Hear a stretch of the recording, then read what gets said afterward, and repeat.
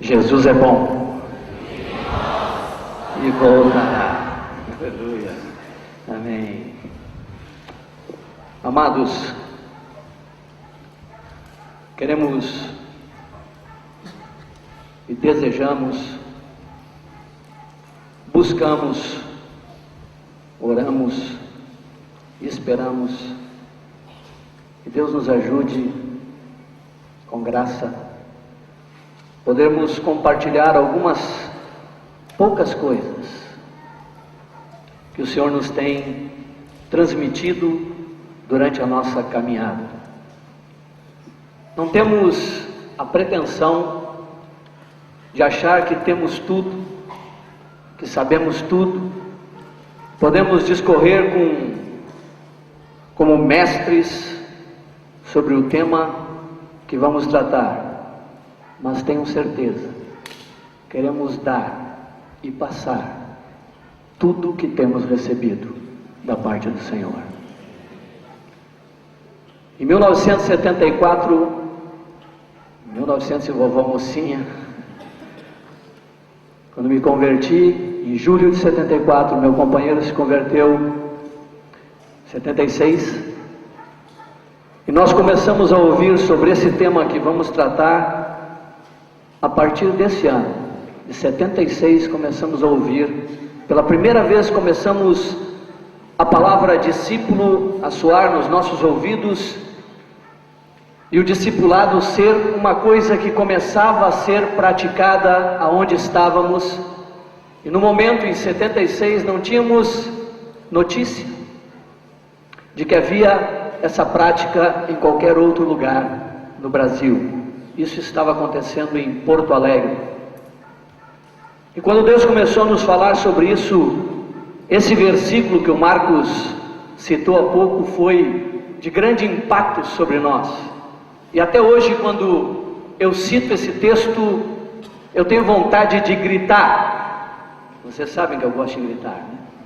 Eu tenho vontade de berrar, porque me parece que eu estou vivendo exatamente aquele momento de Jesus, quando ele sai dos espíritos em prisão, ele vence a morte, ele sobe depois de todo o sofrimento, depois de toda a situação que passa, ele irrompe da morte e diz: toda a autoridade me foi dada nos céus e na terra. É uma declaração que vem lá de dentro, lá do fundo do Senhor. É uma declaração de um momento estupendo de Deus. E quando ele faz essa declaração forte, dizendo que agora ele tem toda a autoridade sobre os céus e a terra, então ele vira para os seus discípulos e diz: ide. Ide, portanto, e fazei discípulos de todas as nações. Como? Batizando-os em nome do Pai, do Filho e do Espírito Santo, e ensinando-os a guardar todas as coisas que vos tenho ordenado. E aí ele faz uma promessa: e eis que estou convosco, aleluia, todos os dias, até a consumação dos séculos. Isso para nós foi uma bomba, foi algo forte que entrou dentro do nosso coração, dentro da nossa mente, através de um irmão precioso chamado Moacir, que começou a nos reunir na casa dele e começou a instruir-nos na palavra e a nos levar a entender a riqueza da palavra de Cristo. E não só nos levar a entender, mas a tratar nossas vidas de conformidade com aquela palavra. Até então, não se tinha notícias disso no Brasil. Eu lembro que eu fui a Brasília em 76 e eu levei um livro para ler nas férias, chamava O Plano Mestre de Evangelismo. Lembra que nós tínhamos que resumir esse livro? Marcos e eu tínhamos que ler e resumir esse livro. Eu lembro que eu li esse livro, Coleman, se eu não me engano o nome do autor, e ele falava que o método de Jesus eram homens. Sua estratégia não eram formas, mas eram homens. Ele investia em homens, relacionava com homens. Eu lembro que quando eu lia esse livro e andava tentando compreender as coisas e resumindo para ter um entendimento melhor, a fim de que aquela verdade pudesse penetrar ao meu coração, entrar no mais íntimo do meu ser e permanecer em mim, a ponto de que não só eu recebesse, mas eu pudesse transmiti-la. Por muito tempo nós tentamos praticar estas coisas, e eu quero compartilhar com vocês um pouquinho disto. Quero falar sobre o serviço de fazer discípulos. Quero falar sobre o discipulado, se querem dar este nome. Quero falar que o discipulado, o serviço de fazer discípulos, é muito mais do que um estudo bíblico. É muito mais do que transmitir apenas conhecimento.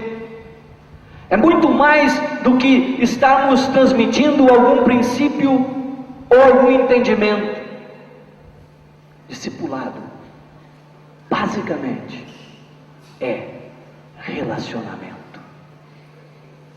Relacionamento intenso, constante. Hoje, essa palavra discipulado, depois de 30 anos, 31 vai fazer, não? 2007, 76. Depois de 31 anos, essa palavra é muito comentada em quase todas as denominações. Se fala sobre o tal do discipulado, nos grupos pentecostais se fala no discipulado, nas comunidades que surgiram nos anos 80, que pipocaram por todo lado no Brasil, se fala no tal do discipulado. Até aqueles que não têm nome falam no tal discipulado.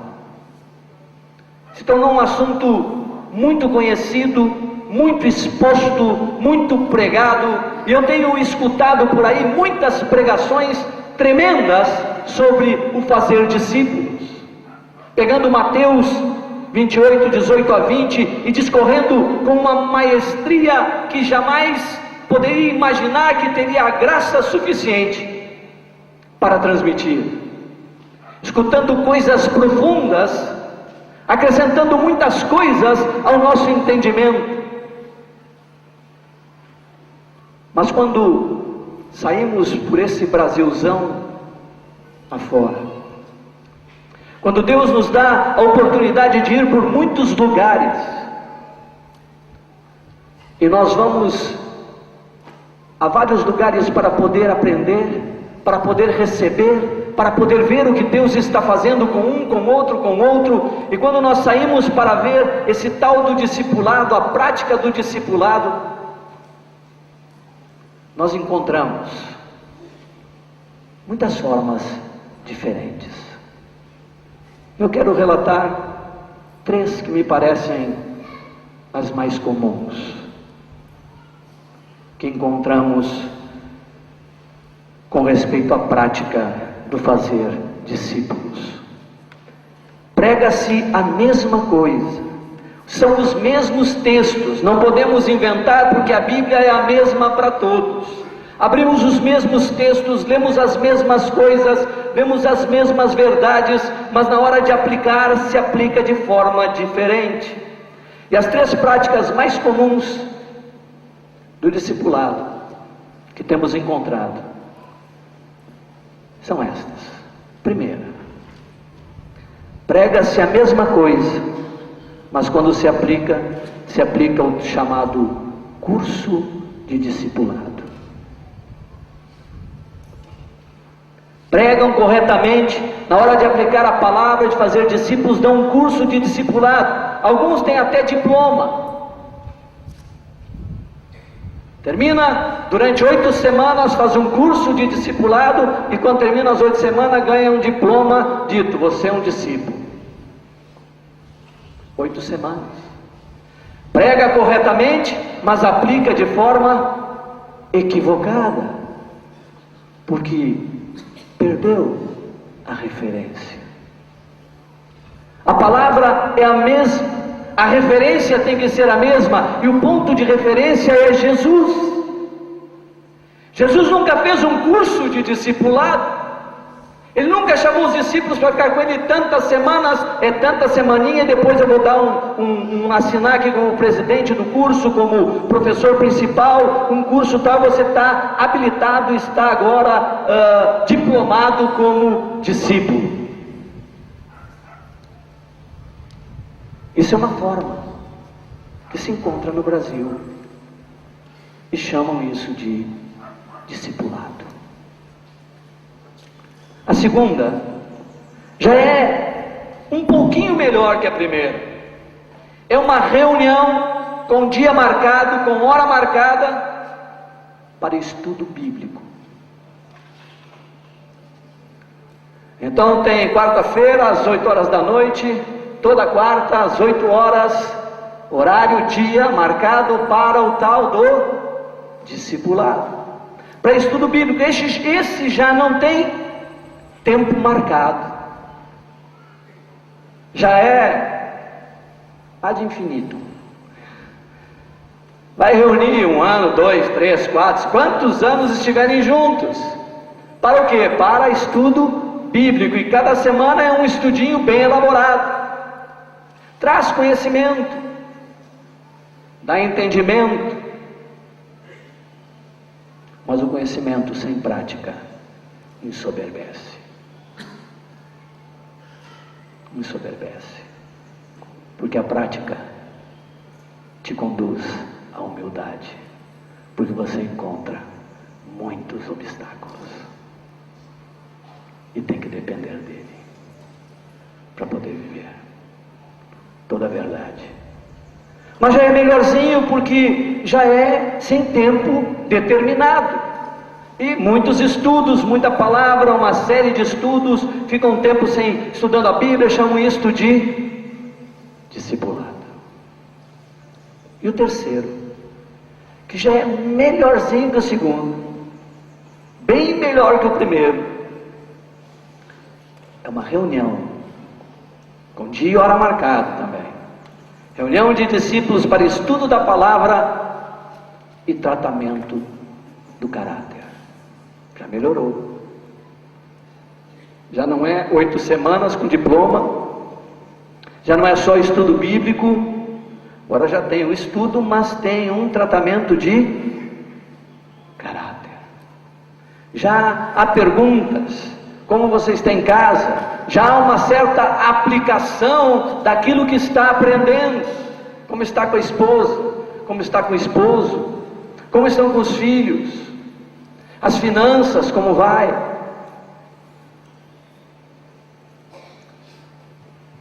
Há uma série de perguntas juntos. Os estudos já são mais objetivados, eles já são mais direcionados para toda a questão prática da vida do discípulo.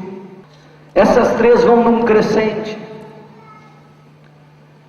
Vai no 8 semanas, diploma, reunião sem tempo determinado de terminar, com ensino, reunião com tempo indeterminado para ensino, objetivando tratar o caráter dos discípulos. Mas até agora, nenhuma destas expressa ou pratica como o Mestre fez. Em nenhum momento você vê Jesus marcando data, hora, lugar. Em momento algum você vê o modelo estabelecendo alguma coisa que é metódica, estabelecida da mesma forma, do mesmo jeito, na mesma hora, todas as vezes. Então nós temos que olhar para quem? Se nós queremos fazer discípulos, e Ele disse: ide e fazei discípulos, nós temos que fazer discípulos como Ele fez.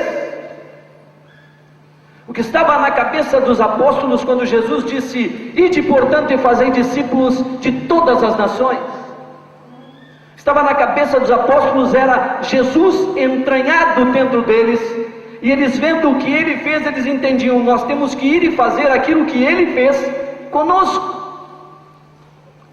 Não só o conteúdo, mas também a maneira, a forma.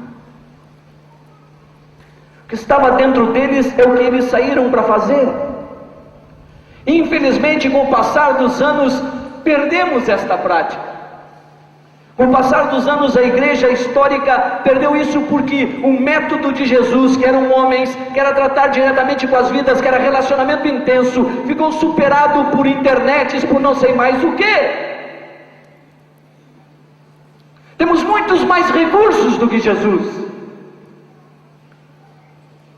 e perdemos a sabedoria do alto. E enveredamos por uma série de caminhos tortuosos, tenebrosos, que conduziu a igreja a um caos no testemunho diante da sociedade. Massa, massa, massa. E perdemos a essência do que Jesus nos deu: relacionamento, vida na vida, intensidade, transmissão de vida pela prática, pelo exemplo. Então voltemos ao modelo. Vamos olhar o nosso modelo, que é Jesus, e vamos aprender com Jesus a fazer discípulos. Vamos abrir nossas Bíblias em Marcos capítulo 3, versículo 13 e 14, por favor, queridos. Eu vou citar aqui o texto da parte que eu tenho, só deixem as Bíblias abertas aí, Marcos 3, 13 e 14. O que eu quero grifar aí é que ele diz: chamou para estarem com ele, e depois os enviar para pregar. Primeiro chamou para estarem com Ele, para relacionarem com Ele, para andarem com Ele, para terem um relacionamento intenso com Ele. Chamou para estarem com Ele. Então nós temos que aprender que fazer discípulos é chamar os discípulos para estarem conosco. E o que é estar conosco? Andarmos juntos, vivermos juntos, convivermos, relacionarmos, fazermos as coisas juntos, enfrentarmos situações juntos, desfrutarmos de coisas juntos, e depois os enviar para pregar. Quando eu li esse texto, dentro desse contexto que Deus foi falando ao meu coração, sobre que o discipulado é muito mais do que um estudo bíblico, discipulado é relacionamento intenso, a pergunta que surgiu no meu coração é: Jesus tinha um discipulado de reunião ou de relacionamento? Qual é a resposta, igreja? Era de reunião ou de relacionamento? Relacionamento. Jesus não tinha um tipo de discipulado de reunião. Como é que eu fico sabendo então qual é o tipo de discipulado que eu tenho tido e tenho praticado? Como é que eu posso saber se é de reunião o discipulado que eu tenho com o meu discipulador, e se é de reunião que eu tenho com os meus discípulos, ou se é de relacionamento? Como é que eu sei a diferença entre um e outro? Como é que eu posso me avaliar agora aqui nesse encontro e saber, eu tenho tido discipulado de reunião ou tenho tido um discipulado de relacionamento? Eu penso, algumas vezes dizem que eu sou muito simplista, mas eu penso ser simples a resposta. Se eu necessito fazer perguntas para saber como está o discípulo, então o discipulado é de reunião. Se eu preciso estar sabendo como é que você está com a esposa, é porque eu nunca vejo ele com a esposa. Como é que está você com a esposa? É porque eu nunca vejo ele com a esposa. Como é que estão os filhos de vocês? Porque eu nunca vejo os filhos deles. Se eu necessito perguntar, se eu tenho necessidade de ficar fazendo perguntas continuamente, constantemente, significa que eu tenho um discipulado de reunião. Uma vez por semana. Anos atrás, Benito vai lembrar dessa. Marcos, que largou essa frase. Tinha momentos que nós gostávamos de questionários. Te elaborava um questionáriozinho para os discípulos. Depois de algumas vezes de fazermos isso, o Marcos largou quando a gente está perdido, a gente começa a fazer questionário. O relacionamento está distante, precisa um questionáriozinho para saber como é que está isso, como é que está aquilo, como é que está aquilo outro, como é que está aquilo outro. Foi isso, companheiro, que você falou? Foi. Eu lembro. Foi. Se eu necessito fazer perguntas para saber como está o discípulo, então o discipulado que eu tenho praticado, o fazer discípulos que eu tenho praticado, é de reunião.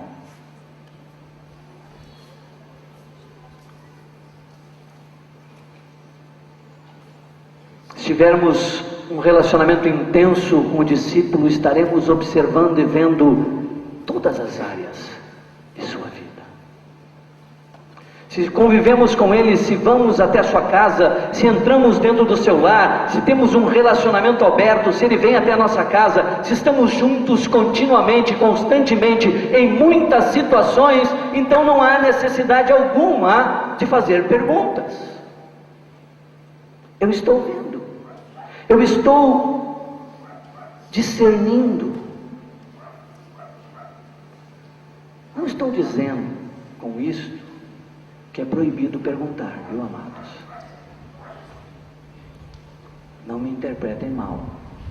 Estou dizendo que não pode perguntar. Mas, se tu só conhece através das perguntas, tem algo aí que está mal.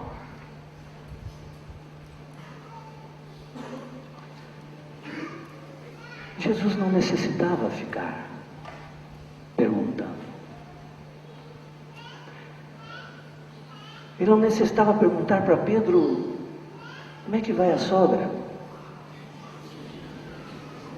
Tem incomodado muito? Eu posso falar agora de carteirinha que eu estou agora com uma sogra em casa.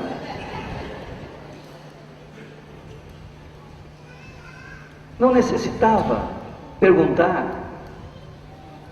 se João, se Tiago estavam brigando, se eles estavam com os ânimos quentes, porque diz que eles eram filhos do trovão. Os meninos eram agitados. Os meninos eram agitados. Ele não precisava perguntar, ele conhecia, ele mesmo disse: vocês são filhos do trovão. Ele não precisava perguntar ou ficar assim desconfiado, dizendo: será que o Judas está passando a mão na bolsa? Precisava perguntar chamava num canto lá o Mateus, disse: Mateus, tu que já coletou imposto aí, tu acha o Judas está pisando na bola? Como é que está? Ou perguntar para o Judas: Judas, você tem roubado?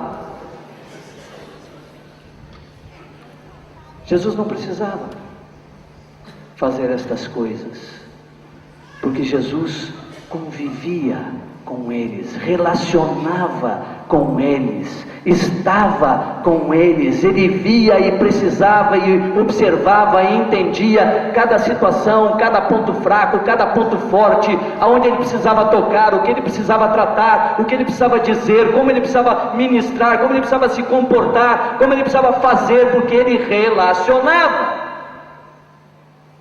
intensamente com os seus discípulos.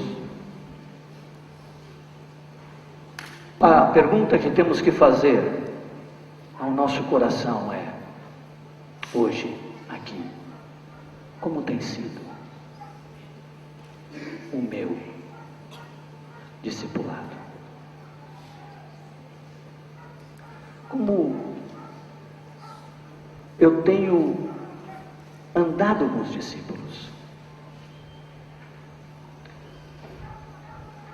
Porque eu tenho preocupação com algumas frases, e creio que não só eu, que alguns dos companheiros também.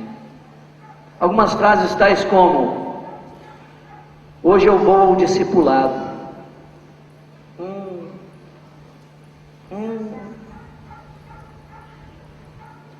Tenho discipulado hoje.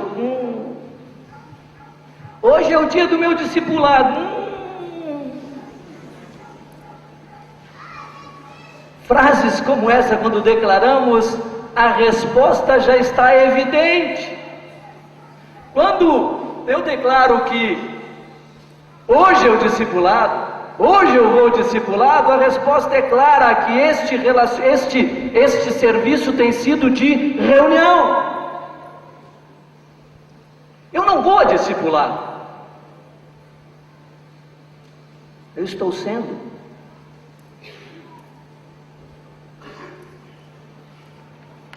Isso forma na nossa mente um erro.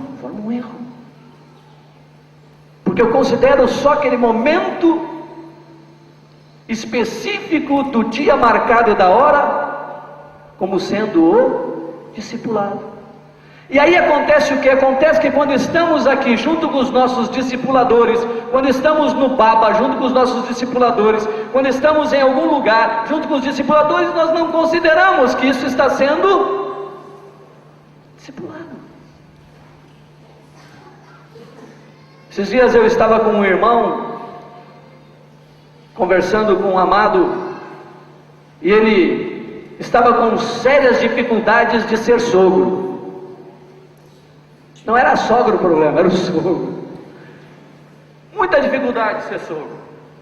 Estava emperrando numa situação, noutra. E quando eu vi que ele estava, por relacionar com ele, que ele estava emperrado numa situação e outra, e agora vivendo também essa etapa da vida de ser sogro. Chegou a época, eu não pensei que ia chegar esse negócio, mas chegou. E relacionando com os amados, com os fofinhos, com os genritos da vida, eu falei para ele assim: se amado, você como esposo tem sido um modelo. Eu conheço você há 20 anos. Amado, você como pai tem sido referência para muitos pais. Eu conheço teus filhos e conheço como eles estão no Senhor. Mas amado, tu tem que ser uma referência de sogro. Depois tu vai ter que ser uma referência de avô. Não acabou, amado. Não acabou a questão de sermos aquilo que Deus quer em cada etapa, em cada momento. Eu tenho que ser modelo de sogro. Eu tenho que descobrir como é esse negócio de ser sogro e desempenhar bem meu papel. Eu já estou pensando daqui a pouco vão chegar os netos. Como é que eu vou fazer com os netinhos? Vou ser frouxo demais? Como é que vai ser esse negócio? Eu já estou olhando meu companheiro, ele já está na frente, eu estou só mirando a referência ali. O que está fazendo aqui, tá, logo eu estou olhando para o Roberto Santos, está chegando aí, né, amado? Graças a Deus, né, Guga? Jesus é bom e voltará. Aleluia. Então nós temos que entender que esse serviço, ele não é de reunião, ele é de relacionamento. Aonde estamos? Com quem estamos? Estamos servindo, relacionando intensamente. Eu quero ir um passo mais então agora, entendendo que o discipulado que Jesus tinha, ou o serviço de fazer discípulos que Jesus nos ensinou e fez, foi através de relacionamento, não de reunião. Vida na vida, andar junto. Eu quero tratar agora um pouquinho sobre qual deve ser a postura do discípulo, porque todos que estamos aqui somos discípulos, amém? Levanta a mãozinha santa quem é discípulo aqui. Amém. Aleluia. Somos discípulos. Então todos temos que entender bem a nossa postura, a postura que eu tenho que ter, porque eu estou respondendo a alguém está cuidando de mim, alguém vela por mim, alguém ora por mim, alguém cuida de mim, alguém relaciona comigo, alguém me ajuda a andar. Então eu preciso aprender qual é a postura que tem que ter. A palavra discípulo significa que ele é um aprendiz, alguém que aprende com outro. E se é um aprendiz, e se alguém que aprende com outro, deve ter toda a disposição para imitar. Toda a disposição para imitar. Deve ter admiração suficiente por aquele que lhe ensina a palavra, para que possa receber com a intensidade necessária aquilo que lhe é ministrado. Por isso esses vínculos não podem ser feitos assim, em cima da perna. Esses vínculos não podem ser feitos no papel, fulano com fulano, Beltrano, não. É um que aprende com o outro, olha para o outro e o admira. Eu quero ser como ele. Eu quero andar como ele anda. Eu quero fazer as coisas como ele faz. Eu lembro que em 1900 e vovó Mocinha, quando começamos lá no princípio, há 31 anos atrás, eu lembro que eu trabalhava, naquele momento eu trabalhava da 1 da manhã às 7 da manhã. Trabalhava num centro de computação, só que era o CPD, o computador ocupava a sala toda e a gente ficava num cantinho naquela época. Não é agora que tem um bocado de gente ocupando um monte de lugar com um computadorzinho desse tamanho na frente, era o contrário. 1 às 7 da manhã, estudava das 7 às 11 da noite. E eu lembro que eu encontrava com aquele que estava cuidando da minha vida 4 vezes por semana, no mínimo. Eu estava com ele. E lembro que a forma com que nós começamos com o estilo discipulado, reunião com estudo bíblico, e depois ele progrediu para reunião de discípulos com estudo bíblico e tratamento, e depois nós progredimos para relacionamento. Conforme fomos andando com aquele irmão, fomos admirando tanto a vida daquele irmão, a prática de sua vida, a forma com que ele vivia, a abertura de sua casa, que nós começamos a estar mais frequentes e andar com ele seguidamente em muitas situações. Eu lembro que um dia eu cheguei a pedir para entrar no quarto com ele, para ver como ele disciplinava seu filho. Porque de vez em quando eu vi um menino sair com ele, voltava, eu ouvia uns barulhos, um choro, uns amém, uns glória a Deus. Depois voltava e eu digo, o que acontece? O que está acontecendo aí nesse quarto?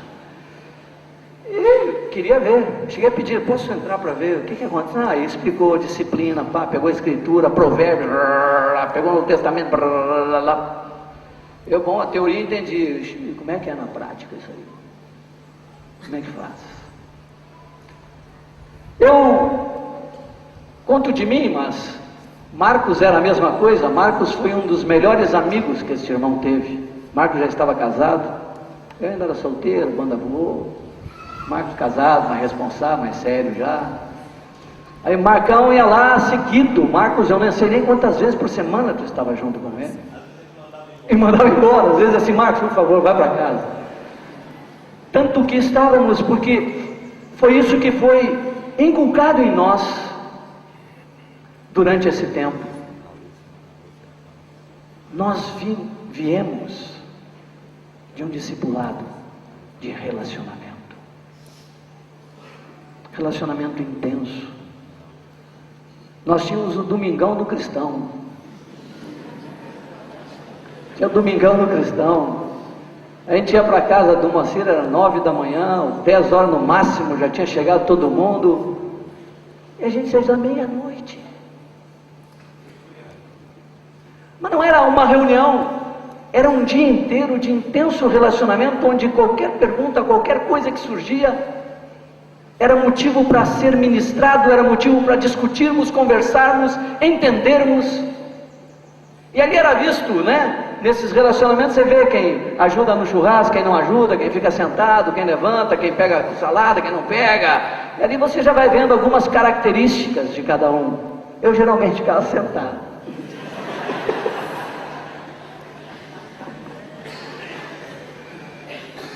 Os primeiros anos.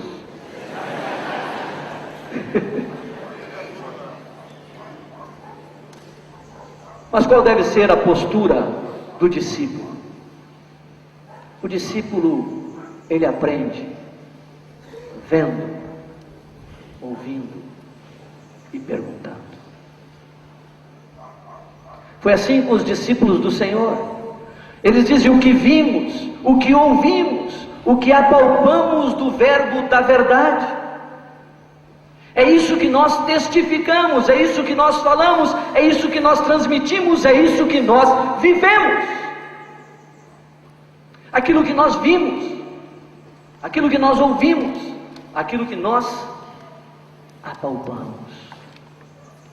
Porque durante 3 anos e meio, eles viram o Senhor agir com a multidão, com os enfermos, com os endemoniados, com os ricos, com os pobres, com os cultos, com os iletrados, com os velhos, com os jovens, com os sinceros, com os mentirosos, com os adultos, com as crianças, com os homens, com as mulheres, com os solteiros, com os casados, nas casas, nas ruas, nas sinagogas, com os fariseus, com os pecadores, nas mais variadas situações de uma vida diária. Eles viram, eles contemplaram as reações do Senhor. Imagina aquele homem doce que andava com eles com toda a candura, com toda a docilidade, que eu imagino que era uma voz de veludo agradável de ouvir, porque procedia de um espírito puro, sem mácula. Eu imagino a graça que o Senhor se movia entre eles.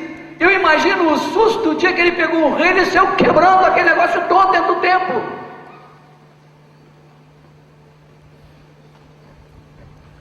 Que susto deve ter sido, hein?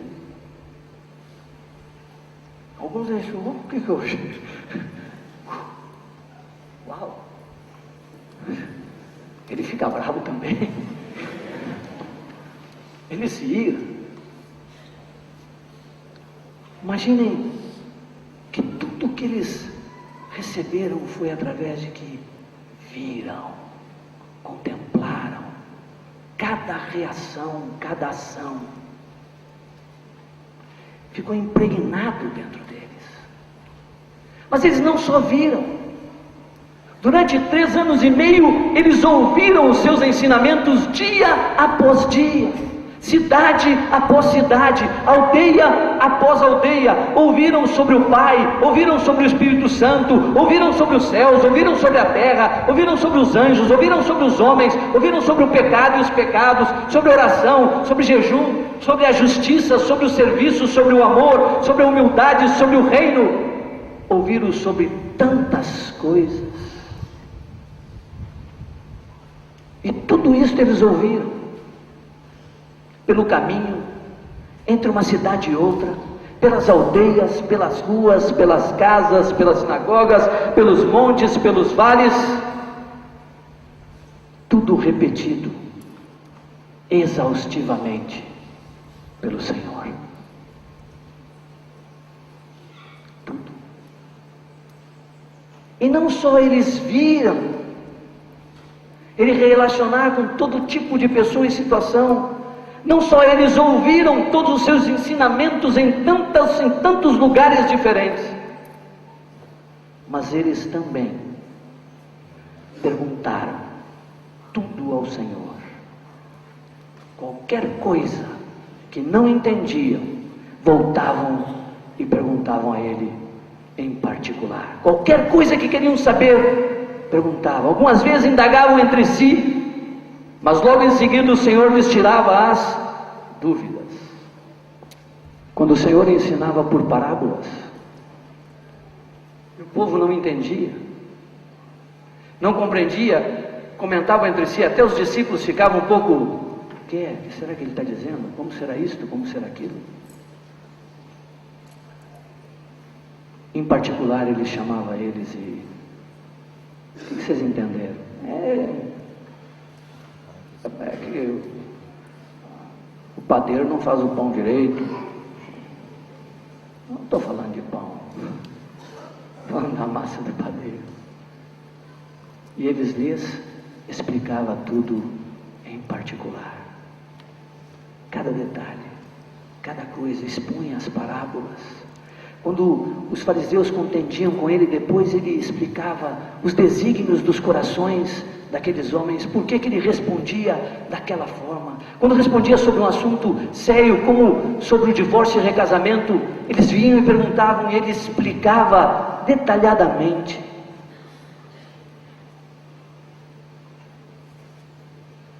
Então o discípulo, amados, é um que aprende com o outro. É um aprendiz. E para aprender com alguém, a primeira coisa que tu tem que ter no teu coração com respeito a essa pessoa é a admiração.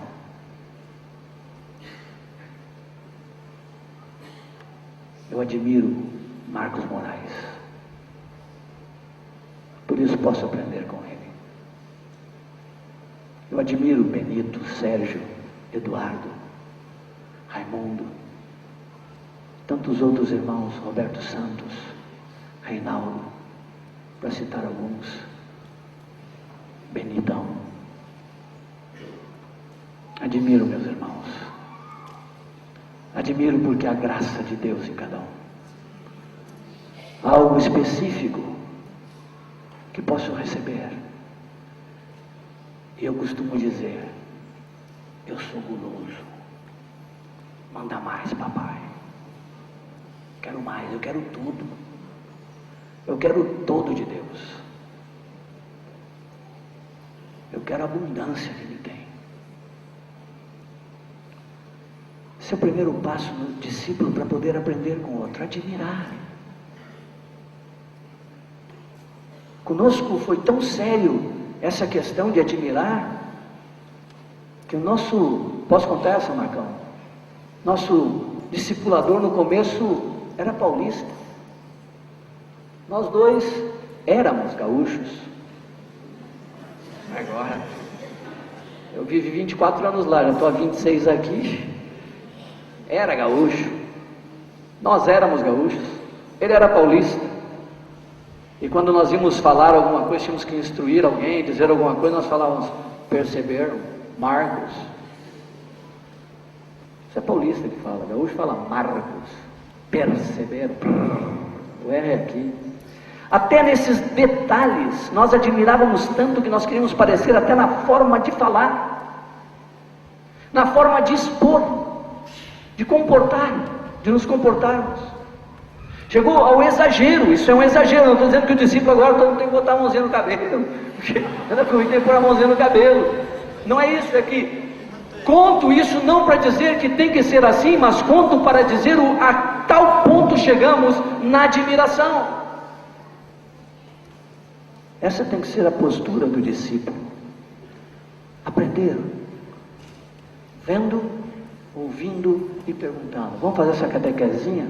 O discípulo aprende vendo, ouvindo, perguntando. Amém. Essa deve ser a postura do discípulo. E qual deve ser a postura do discipulador? Porque aqui nós temos discípulos e temos também aqueles que cuidam de outras vidas.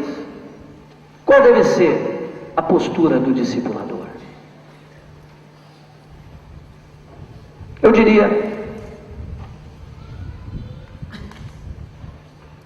que é fundamental, importantíssimo, sério, que aquele que cuida de vidas saiba que ele é que está servindo ao seu discípulo. É ele quem serve, ele não é servido. É ele que está ali para se dar e se gastar. E a primeira coisa, prerrogativa, até não sei a palavra mais difícil para usar aqui, mas uma das primeiras coisas que tem que ter no coração de alguém que quer entrar nesse serviço, tem que estar disposto a perder a sua privacidade. Porque se fazer discípulos é relacionamento, ele tem que estar disposto a perder sua privacidade. Abrir sua casa, abrir sua vida. Não tem hora, não tem dia, não tem horário. O discípulo tem que ter liberdade de acessar seu discipulador em qualquer circunstância e situação, em qualquer momento. Tem que estar disposto a perder sua privacidade. Então o discipulador ensina em todo tempo, em todo lugar, com a sua vida e com a palavra de Cristo.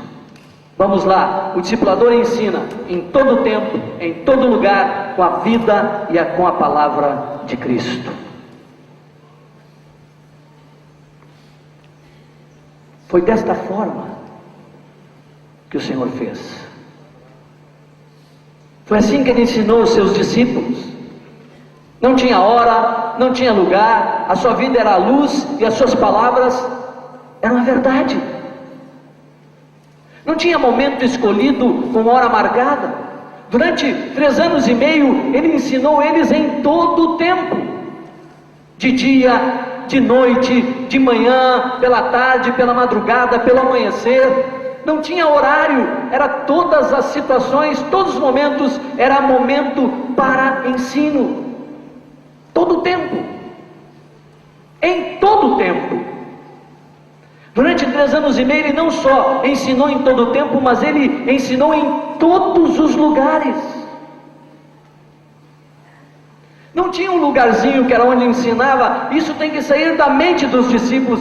Eu já relacionei com alguns irmãos que estavam comigo e nós relacionando em vários momentos, eu tentando comunicar algumas coisas, e como eu não tinha o estudinho programado, alguns passavam um mês assim: oh, esse mês eu não tive discipulado. Eu não.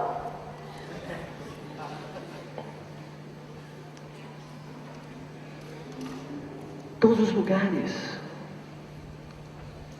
No toque de bola. Todos os lugares. Na praia. Todos os lugares. No shopping. Todos os lugares. Uma viagem. Ele ensinou na cidade, nas aldeias, no campo, nas praças, nas ruas, nas estradas, nos montes, nos vales, nas planícies, no mar, nos lagos. Ensinou em todo lugar. Basta estarmos juntos para ser um momento de compartilhar.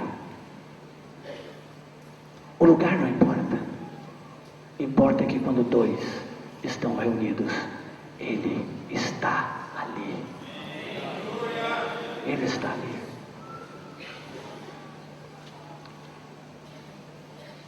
Ele não só ensinou em todo o tempo, mas também ensinou em todos os lugares. Nunca teve uma hora marcada, um lugar fixo, e mostra isso aqui, quando mostra a vida de Cristo, mostra que nós não precisamos estar presos a um método, alguma coisa. O método são os homens, é o relacionamento, são os relacionamentos.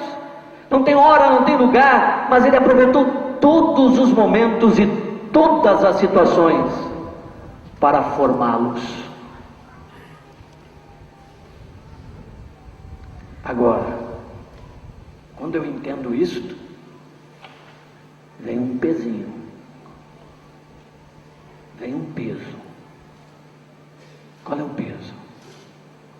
Para que eu possa ensinar em todo tempo, em todo lugar, a palavra de Cristo tem que habitar ricamente em mim. Porque eu não vou instruir segundo a minha sabedoria, eu não vou instruir segundo a minha filosofia, meu modo de pensar. Eu tenho que instruir segundo a palavra de Cristo. Então, quando eu entendo que eu tenho, que a minha postura como discipulador é ensinar em todo tempo, em todo lugar, com a minha vida e com a palavra, eu tenho que estar habilitado, eu tenho que me tornar um modelo e estar plenamente capacitado na palavra, com um bom depósito para instruir os discípulos. Eu lembro, anos atrás, quando eu estava indo a uma cidade, eu estava com um irmão muito precioso, conhecido no Brasil inteiro, e ele estava fazendo essa viagem comigo. Ele disse: gostaria de fazer uma viagem contigo, e nós fomos juntos. Como ele é conhecido no Brasil todo, íamos para uma cidade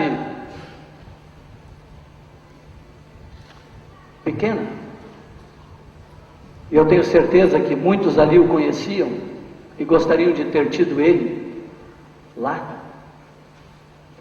Eu liguei para os pastores da cidade e disse: ó, fulano está comigo. Eles: que? Nós vamos juntos para ir. Vocês não querem fazer um grande encontro aí? Aproveitar esse irmão, ele ministrar? A turma se entusiasmou, até a televisão marcada. Eu tinha uma outra intenção, eu tinha uma segunda intenção nessa. Eu coloquei uma condição, eu disse: ele toca e eu prego.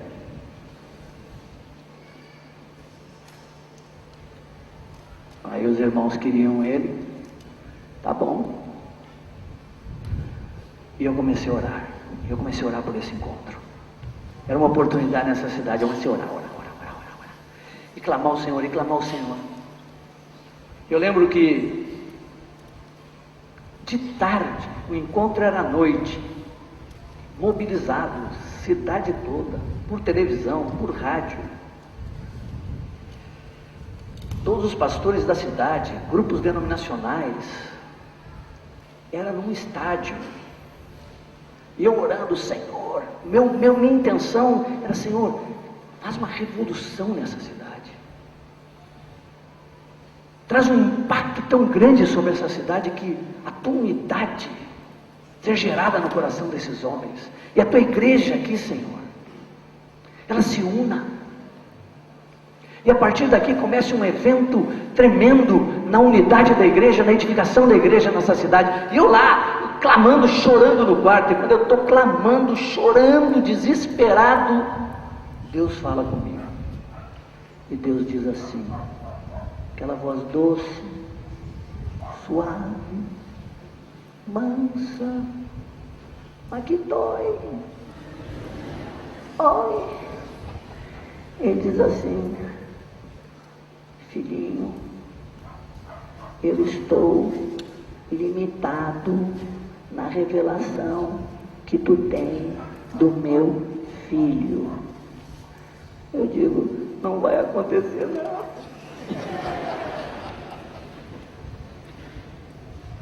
Não vai acontecer nada. De tarde, a reunião era dali umas 3 horas. Foi uma lição tremenda. Eu disse: Senhor, eu podia ter muito mais do teu filho. Aí comecei a lembrar das horas que eu fiquei jogando barro. Comecei a lembrar das horas disso, daquilo. Meu Deus, eu podia ter mais. Eu já sabia alguma coisa ia acontecer, mas era muito pequenininha. E eu fui para o encontro. Lotou o lugar, cheio de gente, saindo pelo ladrão, gente de cima, de pé, pendurada nas janelas. Era um mundaréu de gente. E o irmão começou a ministrar o louvor, a adoração, e foi uma festa. E eu lá: Senhor, me dá graça. Amados, comecei a falar,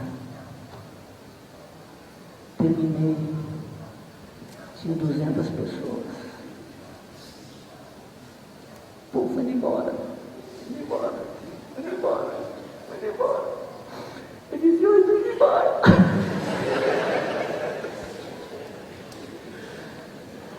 Eu estava tentando ser tão doce. Terminou o encontro, não tinha 200. Eu desci de lá. Mas teve um fruto. Um dos pastores da cidade procurou esse irmão que relacionávamos nessa cidade, e Deus produziu uma unidade entre eles. Aleluia. Esse era o fruto que podia dar, da medida da revelação que eu tinha de Cristo. Quando entendemos que a nossa postura como discipuladores é ensinar em todo o tempo, em todo lugar, com a nossa vida e com a palavra, nós temos que estar capacitados, temos que ter um bom depósito, temos que estar na presença do Senhor, temos que orar muito, porque discipulado sem o Espírito Santo é nada. Sem a palavra é nada. Então nós temos que estar capacitados, manejar bem a palavra da verdade. Há um contraste muito grande quando nós observamos o tal discipulado de hoje com o que Jesus fazia. Há um contraste grande. Hoje tudo é muito cômodo. Tudo é muito cômodo. Por exemplo, o encontro é na casa, com dia e hora marcado. Vira para a esposinha e diz: ó, hoje os discípulos estão vindo aí, dá uma, né? Caprichado aí que. Aí arruma a sala, varre tudo direitinho, deixa o lanchinho, o suquinho, uma coisinha lá e tal. Os discípulos estão vindo aí, amarra as crianças no quarto, segura as crianças lá. Tudo está preparado para a tal da reunião. A casa está arrumada, os filhos estão no quarto, a esposa já preparou o lanche, tudo está programado e acertado para funcionar. Inclusive o assunto já está previamente estudado e a apostila pronta.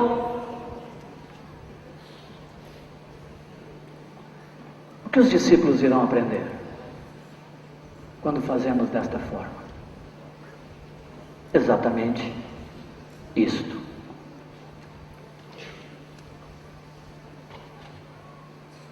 Eles vão aprender aquilo que eles nos viram fazer. Não vão aprender o que falamos, porque o exemplo é forte.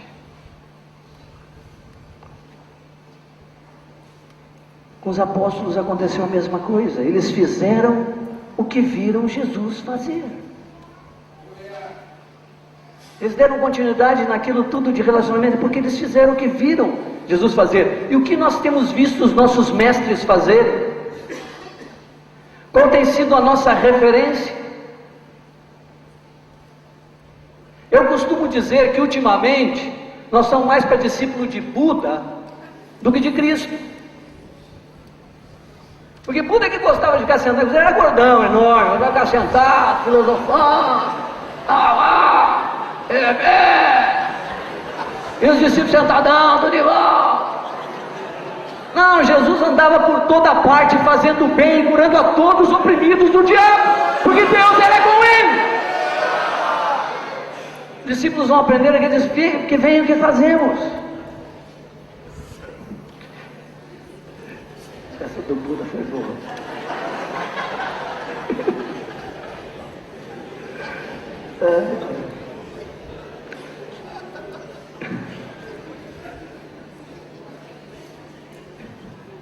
Existe uma frase que nosso amado Ivan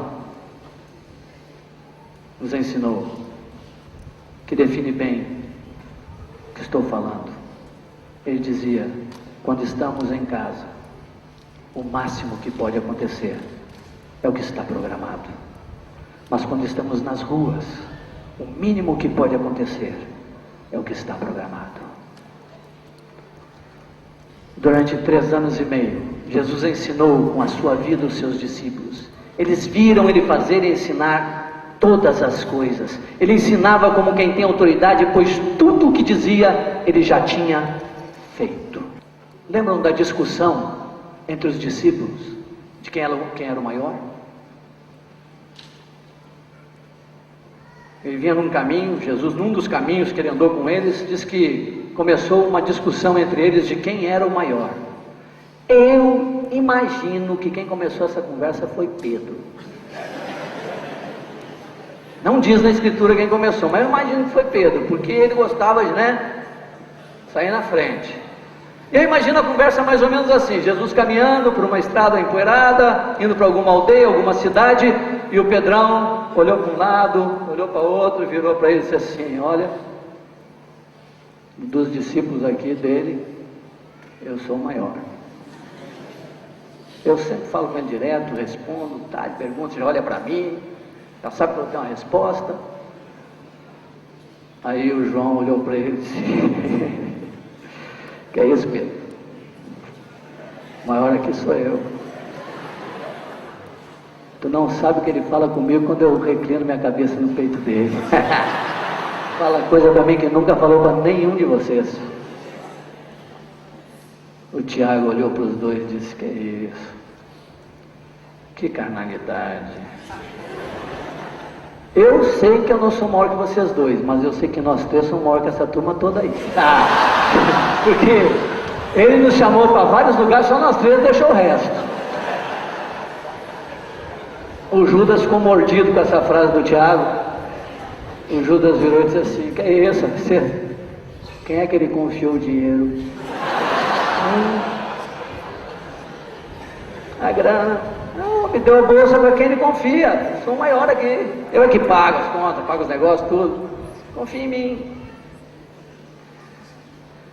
Amados, nesta hora, Jesus estava ouvindo tudo isto. Com certeza. Mas ele não bota o dedo na cara de ninguém. Não responde rispidamente. Não tem uma exasperação. Ele simplesmente se volta para eles e ensina que o maior seja aquele que serve. E termina essa lição lavando os pés de cada um deles. Ele ensinava com sua vida e com a palavra. Sempre dizia: ouvistes o que foi dito, conforme foi dito, está escrito, meu Pai que está no céu. Então nós temos que ensinar em todo tempo, em todo lugar, com a vida, com a palavra. Por isso devemos estar preparados. Não podemos jogar o ensino para tal da reunião. Nós temos que estar prontos e manejar bem a palavra da verdade, para em todo tempo, em todo lugar, ser modelos e ensinarmos segundo a palavra de Cristo. Amém? Vamos orar. Senhor,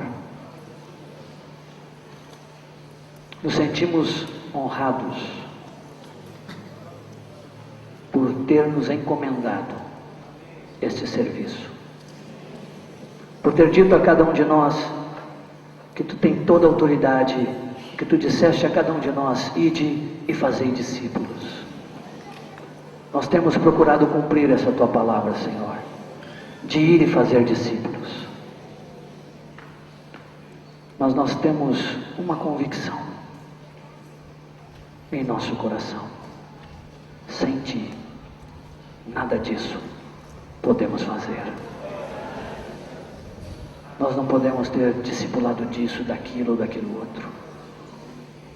Por isso, clamamos, suplicamos e pedimos que Tu vivas isso em nós. Tu vivas através de nós, Senhor. Que possamos desenvolver o serviço de fazer discípulos através de relacionamentos intensos, objetivando, Senhor, formar a Tua vida em cada um, ministrar Cristo a cada um. Ajuda-nos, Pai, a chegarmos mais perto daquilo que fizestes, porque Tu fostes perfeito em todos os Teus caminhos, todos os Teus dias, em nome de Jesus. Amém. Faço uma observação só. Ao falar sobre dia e hora marcado, tudo, quero deixar claro que não estamos proibindo o encontro com dia e hora marcado na casa. Amém? Só estamos querendo dizer que fazer discípulos vai muito mais além do que este encontro marcado.